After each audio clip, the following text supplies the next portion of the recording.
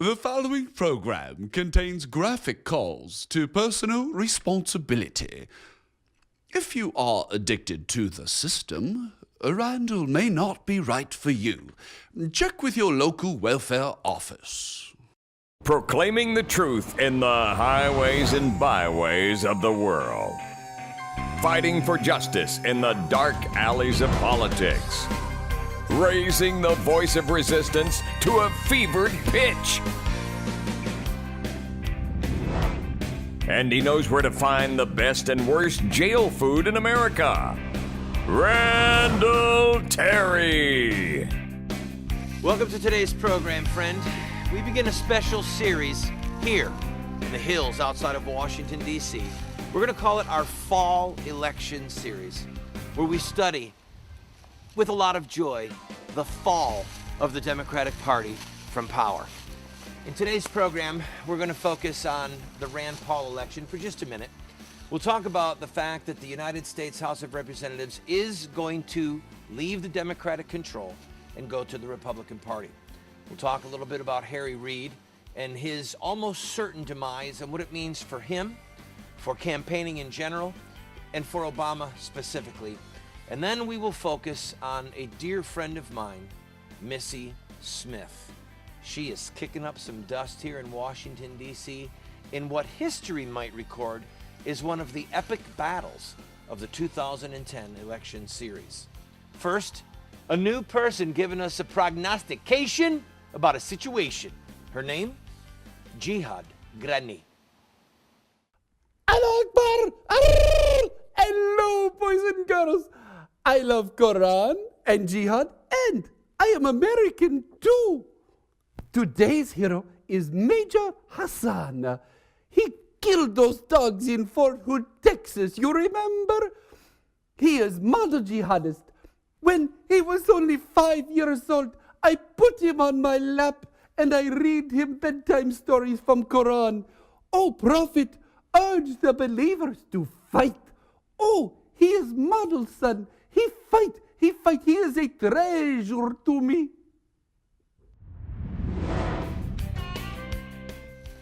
Welcome back to the program, friend. Harry Reid, the Senate Majority Leader.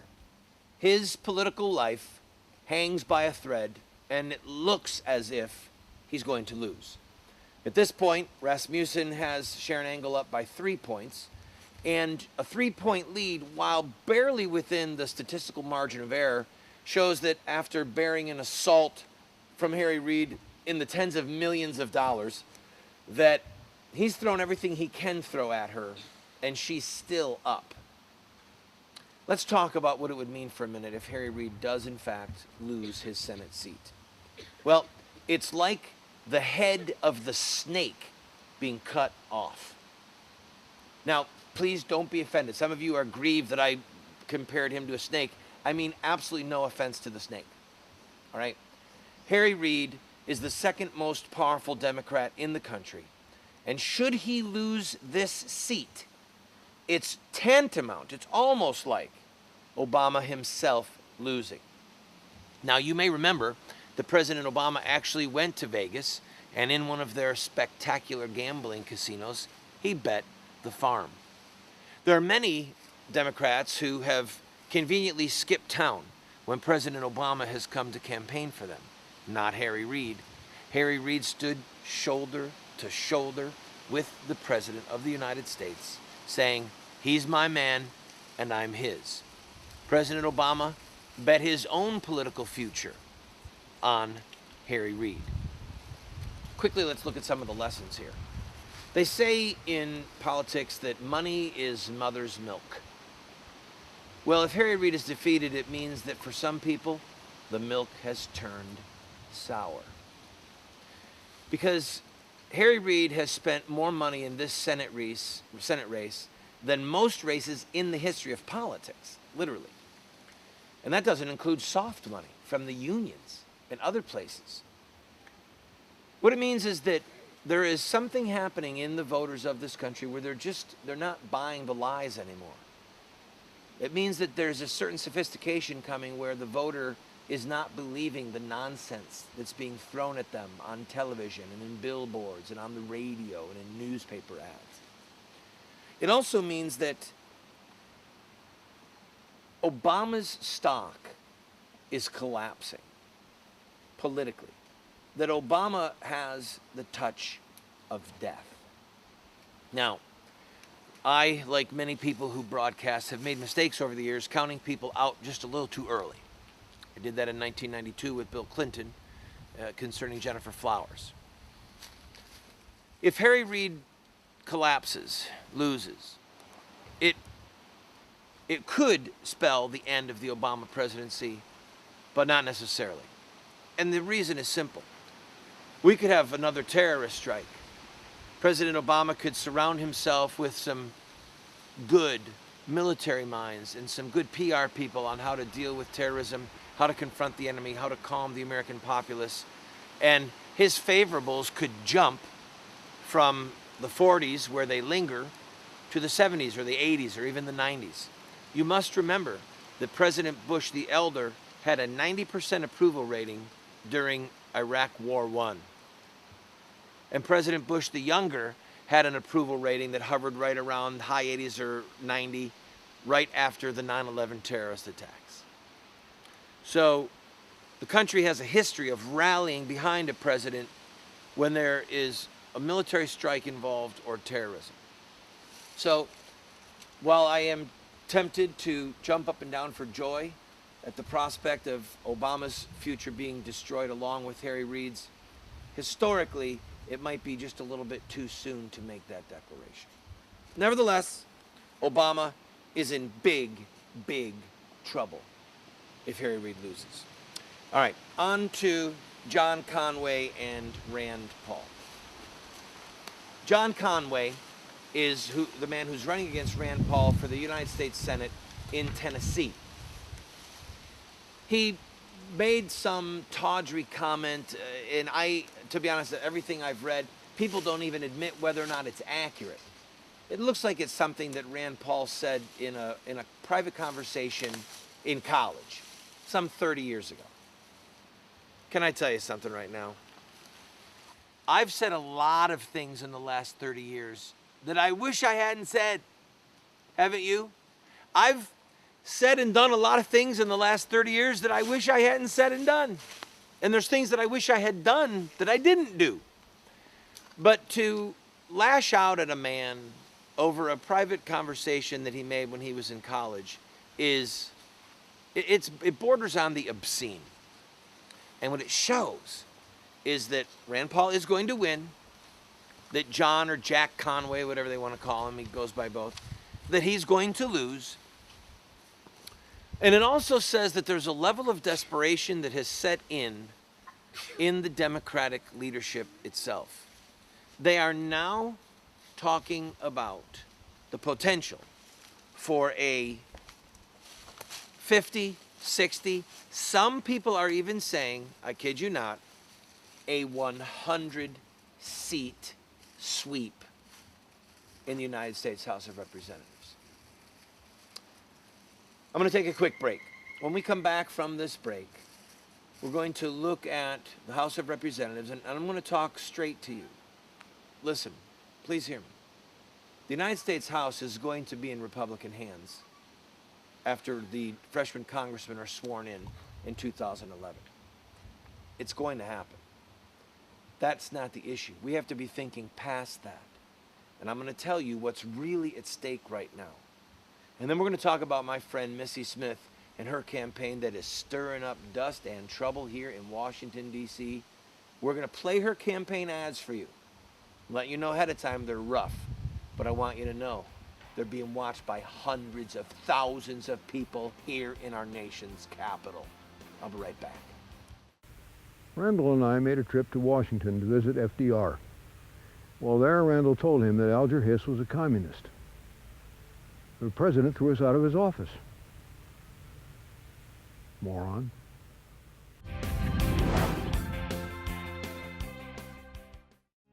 Moments with Moses. Cursed shall you be in the city, and cursed shall you be in the field.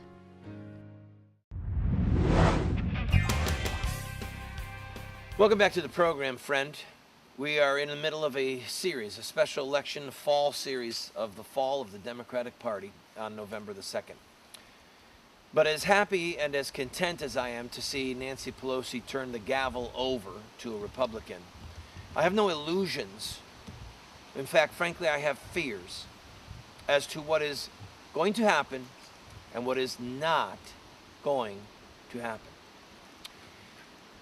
If today the Republicans were in fact in power in the U.S. House, what would that mean and what would you expect? What would you, a member of the Tea Party movement, somebody who has been vexed to the core of their being with the direction of our country, with the big bailouts of Wall Street and insurance industries, with the oppressive debt that is being piled up on our children and our grandchildren, what would you want done? Well, let's do the first question first. What does it mean? It means that the purse strings, the money, is under the control of Republicans. Did you know that? Did you know that the Constitution says that all spending bills have to originate in the House of Representatives? Did you know that? That means that the President can't spend money, the Senate can't spend money. It has to begin with the House Appropriations Committee. Yeah. You see, the framers thought, well, the House of Representatives, 2-year seat, it's the one that's easiest for the people to reach up and grab a guy by the scruff of his neck, throw him out. And that's what we see happening right now. We can't get to Obama. We can't get to the full Senate, but by golly, we can get to every single member of the U.S. House. And guess what? A whole bunch of them are going home for good. And they are going to, the House is going to be in the control of the Republicans. So what it means constitutionally is that the Republicans have the ability right now, once they take the House, to seize control of how money is spent. And so let's turn that on the Republicans. Let's say to them, defund Obama's health care. Defund Planned Parenthood, or we will throw you out next. You see, their first order of business, on a political level, not on an ethical level, but on a political level, their very first order of business should be to overturn Obama's health care, to simply defund it. First overturn it, just repeal it. And the second would be to say, okay, fine, we can't overturn it, we don't have the votes to overcome an Obama veto, we're not going to give any money for it. Yeah, we're going to hold the money back because they control the money. But on an ethical level, the next thing that they should do is they should defund Planned Parenthood. Every last dime of federal funding going to Title X programs that hand out condoms to children and give all sorts of sordid birth control to young people, they need to defund it. And they need to do it right away. And if they don't, listen to me, it shows that it's just another mirage. Remember that song by The Who? Meet the new boss, same as the old boss. We won't get fooled again. Remember? What I'm afraid of is a replay of a cruddy movie. The cruddy movie was 1994, and it was Newt Gingrich, the Republican Revolution, the contract with America. Turns out that it was one big fat scam.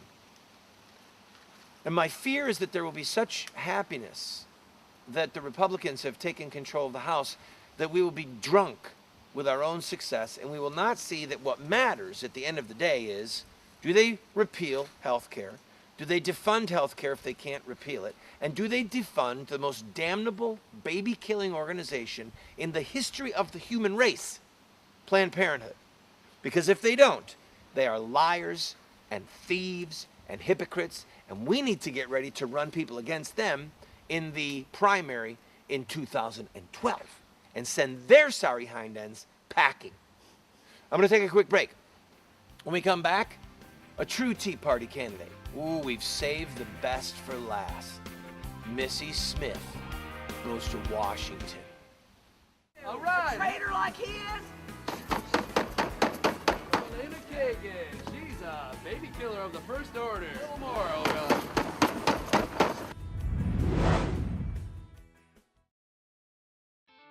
It is better to have an ambitious plan than none at all. Sir Winston Churchill. Welcome back to the program, friend. Missy Smith, a dedicated pro-life activist, a fine woman, a woman who, by her own testimony, is what is commonly referred to as post-abortive. She is running for the United States House of Representatives' shadow seat in Washington, D.C., held by Eleanor Holmes Norton. Missy has put together, with the help of some good people, I might add, some really hard-hitting commercials that are running right now in Washington, D.C. We're going to play these commercials for you.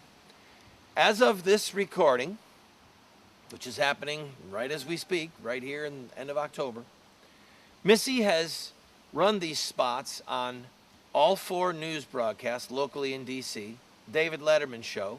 It's about to run on Jimmy Kimmel, Jimmy Fallon, Jay Leno, Seinfeld, The Office. And 3 of the TV stations have done lengthy interviews with her about these ads. The Washington Post, the Washington Times, Politico. She is kicking up dust. And before the November 2nd election, it might be nationwide news. Well, starting now it is, because we're nationwide. We're going to show these ads back to back. One of them shows healthy babies developing in the womb, and the other shows dead children. Now, what is amazing about this, I want you to hear me. These ads are being shown without censorship, without anything being deleted here in our nation's capital. Why is that? Because the Federal Election Commission and the FCC have put together a set of laws basically that says if you're a political candidate for federal office, your ads cannot be censored, they cannot be denied, period. Watch this ad showing the development of human life and understand it's being seen by hundreds of thousands, maybe millions, here in our nation's capital. At 21 days, a baby's heart begins to beat. At 6 weeks, brain waves are present. At 8 weeks, she sucks her thumb. At 12 weeks, all vital organs are present and working. Yet Obama, Pelosi, Reid, and Norton advocate killing these babies at any time, for any reason, by abortion. This is murder. It's time to make child killing illegal again. I'm Missy Smith, and I approve this message. Isn't that incredible? Now we're going to show you her more gut-wrenching piece in which she talks about the fact that she killed 2 of her own babies. If you've got small children in the room, probably want to get them out. But FCC rules are permitting for this ad to be shown on every major television station here in our nation's capital. This is really epic, people. This is historic. Watch this. I killed 2 of my babies by abortion. I was told, it's not a baby. They lied to me. They exploited me. Then I learned the truth, and I've suffered for years. And believe me, I am angry. My heart has been ripped out. Obama, Pelosi, Reid, Norton, they all support the murder of babies and the abuse of women by abortion. It's time to make child killing illegal again. I'm Missy Smith, and I approve this. I know that ad is hard to watch. It's gruesome, it's unthinkable, but that's what's happening every day in America. I encourage you, go to Missy's website, find out how you can be a part of helping her in her campaign. Babies' lives are being saved. Women are being spared the nightmare of abortion. I'll be right back.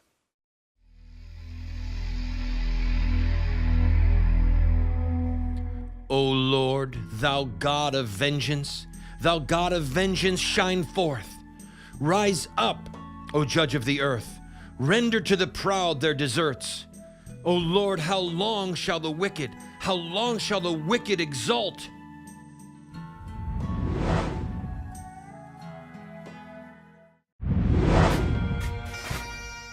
George Washington said, "It is impossible to rightly govern in this world without God and the Bible." You know, friend, even with God in the Bible, it's difficult to govern well in this world. Why is that? Partly it's because of the fear and the treachery of men. It's due to the fear of good men. It's due to the cowardice of people that should be standing up for truth but are afraid to do so. I want to encourage you, go to Missy Smith's website and look at what a true statesman looks like and say, I want to be like that when I grow up. God bless you.